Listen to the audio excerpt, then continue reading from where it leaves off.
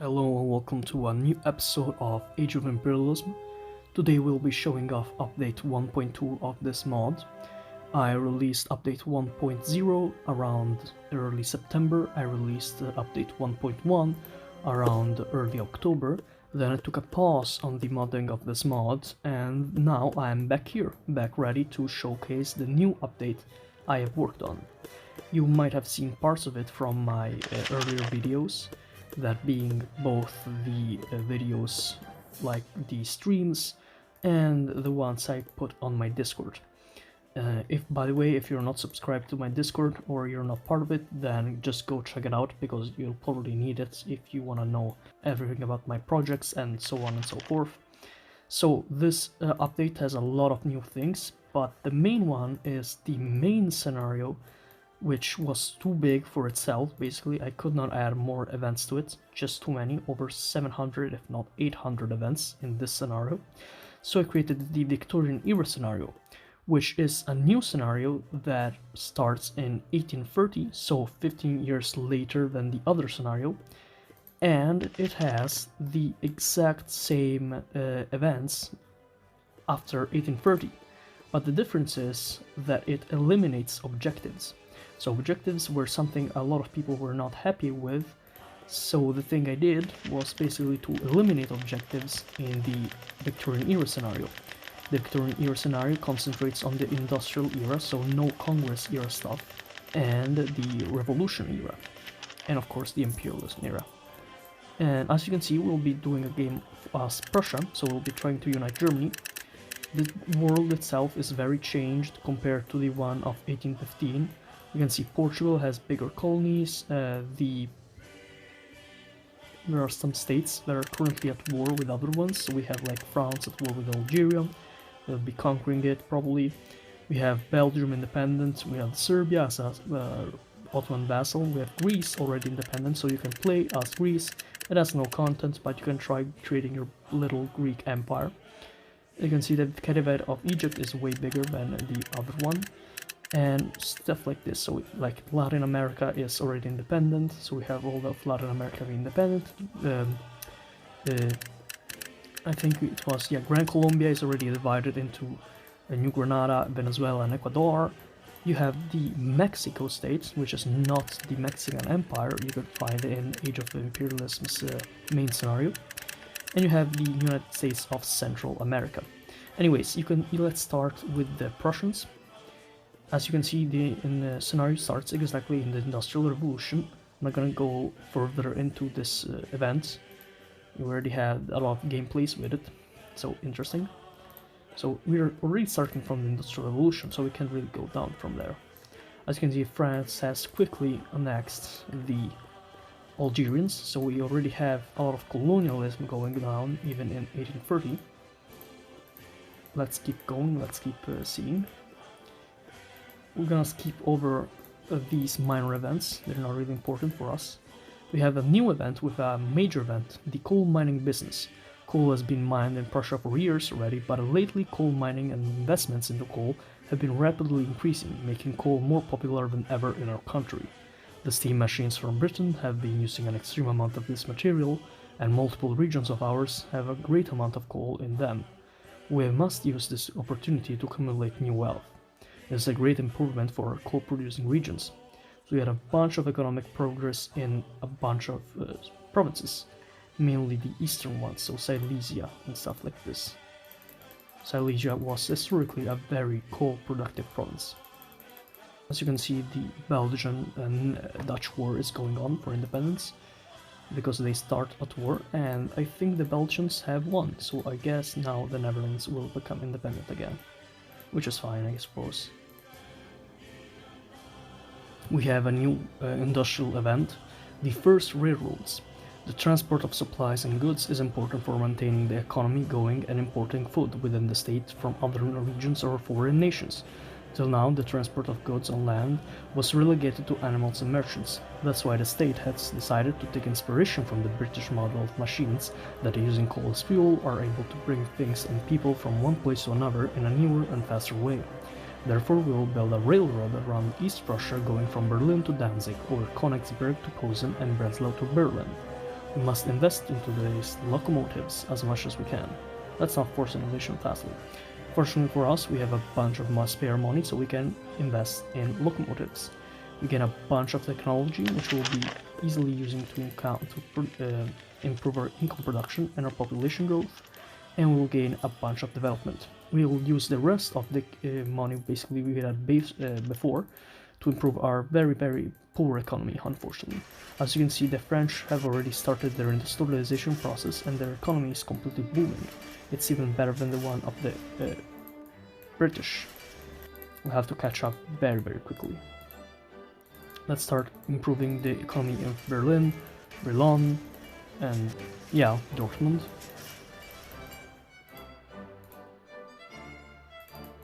Get an interesting discovery. We'll get these to be a prestigious discovery, and now our economy is decisively greater. We have almost we actually reached 600,000 economy, which isn't too far away from the British one, but very far away from the French one, which is 1,400,000. Okay, interesting to notice, since this happens very, very rarely, you can see that the Carlists have won in Spain, which is honestly just insane. They already partially industrialized the nation, just as the British, the Hungarians and the Canadians are partially industrialized, and now Carlist Spain rules over parts of the America and so much more. This is insane. Also, we can see that Belgium got a slice of the Surinamese pie, starting their colonial ventures very fastly. Also, we can see that the Ottomans are currently at war with the Caliphate of Egypt, so we might see an independent Egypt or we might not. That is to say for the future. The first factories in Prussia. Prussia has been using manufactories for decades, but lately we found out that the United Kingdom is using so-called factories, which are working with steam-powered machines and allowing more production efficiency. These huge buildings use workers as force of employment, that by getting paid to create manually the parts of the products the factory is producing. We must not lag behind and build our first factories. Finally, we can see industrialization normalized. So with this event, which happens in 1844, we finally get a partially industrialized government tag. So our production increases a lot, our goods don't need to be that high, and you can see we gain a lot more. Now we're a partial industrialized nations, and we add ourselves to the club, which is slightly growing every so more. So we have like Sardinia, Piedmont, France, I think even America now. Oh, look at that. So this is an interesting thing. The Quebecois Revolution is an event that now actually happens in the scenario. So you can see that the Quebecois, which are held by the French, which are a vassal of the French, have now rebelled from their original tag, which was Lower Canada, and are now attacking all the British colonies in the area. So we can see that they already annexed a big part of the Upper Canada colony, that is now basically just Toronto and our capital provinces. So these are some of the changes you can see in this new scenario. We get a new industrialization event, the raw iron mining. Coal mining has been growing rapidly, but now iron mining has also become popular for industrialization. The first iron companies in cities like Saarbrücken, Dortmund and Berlin have started employing iron miners. Iron is a very useful material which can be used for weapons, utensils and parts of machines. This material has to become our industrial priority. Coal has to remain our top production. So we can either spend a lot and gain a lot of economy, or we can spend less and gain less economy. But since we have the money, we'll spend more and improve our economy up to 1800,000. Let's get also our remaining money into our main provinces so we can get even a better economy. Let's get our Berlin to even more and see how that goes. Of course, France is still the more economically developed in Europe, and Spain is currently trying to lag behind. Now we actually have to start thinking about the time. It's 1846 and the revolutions will eventually start. That means we can't really spare our money because we'll need it all we can to defeat the revolution or join it. I have not decided yet, honestly. Let's reopen the mine here. As you can see, we have the Austrians here that have industrialized finally. So we are all partially industrialized now. There is no industrial nation, but there are a lot of partially industrialized ones. Even Portugal. No wait, Portugal is still unindustrialized. As you can see, Quebec has also finished these wars. We're just at war with the Newfoundland now and the British Empire itself. So now the French have actually created a huge colony in North America. And meanwhile, the United States and the Mexicans are fighting their war. I wonder who will win. Probably the United States, let's be honest. But let's keep going. The Revolution of March 1848. The Revolution of March 1848. The revolutions have been spreading around Europe for decades after what started in France in the last century, but till now the imperial powers were able to put down all these minor revolts. But now, after so many years from these original revolts, through multiple hidden societies and the most radical members of the German liberal political parties, the revolution has spread to Prussia. No, the entirety of Germany. First, just in the southwest, in countries like Baden or Württemberg, but now the revolution reached Berlin. Their words are unity, democracy, and liberty, and they will do anything to overthrow the government and create a unified German state. We can either join the revolution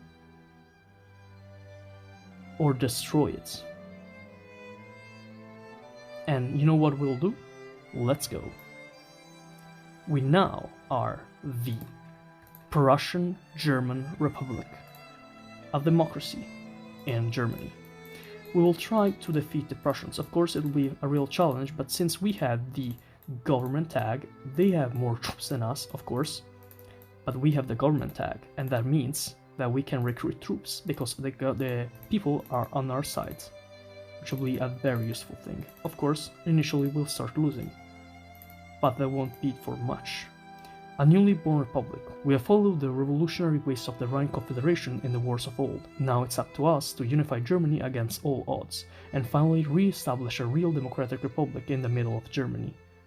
We will win for Germany, liberty and democracy. Gain money, happiness and more. With this, I hope we will be able to actually defeat the Prussians, since they are a big threat for us. Unfortunately, they do have captured our capital, which is a shame, but I think we can still manage it.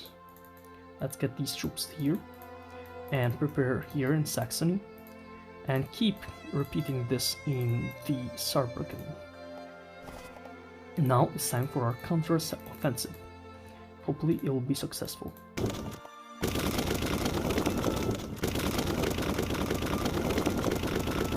We have defeated almost all the troops, but unfortunately we have been beaten back just now in Silesia. I think we still need some time.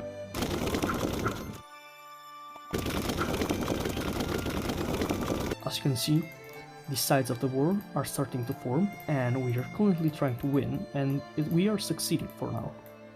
We just have to keep recruiting here. As you can see, Austria is also blowing up.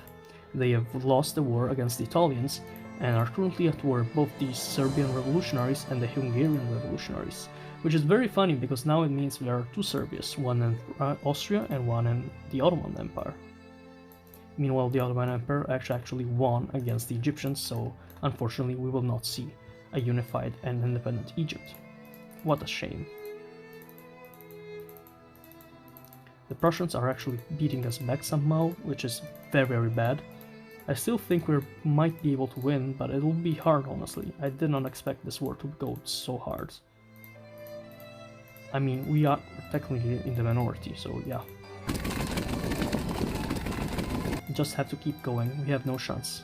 If we don't, the revolution will die with us.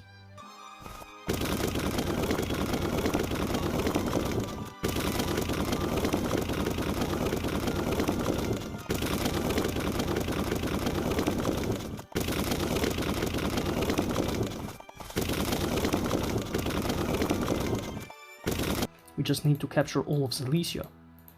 That will be the breaking point of the Prussians.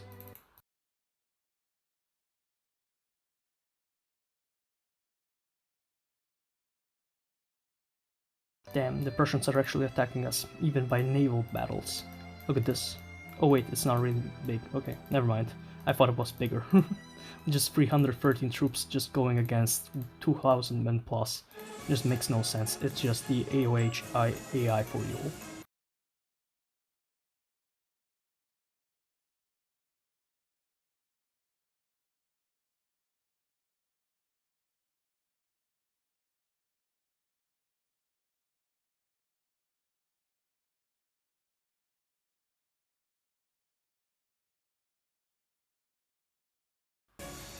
Is it over?